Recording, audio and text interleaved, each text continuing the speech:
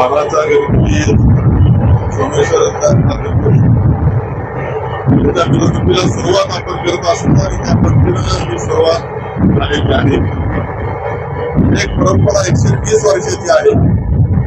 ही परंपरा पुढे चालवण्याचं काम आपण करत आहोत. गेल्या 2002 साली आपण काही बदल केले आणि त्या बदलाप्रमाणे आपण सकाळी 7 वाजता एकत्र येतो, 8 वाजता ही मिरवणूक सुरू करतो. त्यामध्ये अनेक काही बदल आणखी केले.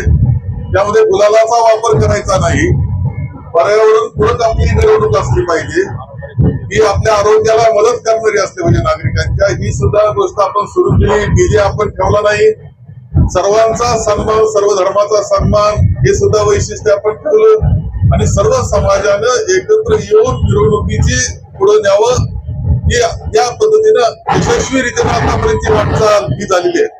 सोमेश्वर मित्रमंडळाच्या सगळ्या कार्यकर्त्यांचे खूप अभिनंदन मी करतो. ही परंपरा समर्थपणे त्यांनी चालू ठेवली. त्यांचं सगळ्यांचं अभिनंदन केलं पाहिजे आणि आपल्याला पुढच्या काळातही हे शहर, हा तालुका, याचा विकास, याची शांतता, याचा बंधुभाव, इथला व्यापार हे सगळं सुंदर पद्धतीनं चाललं पाहिजे, शांततेनं चाललं पाहिजे.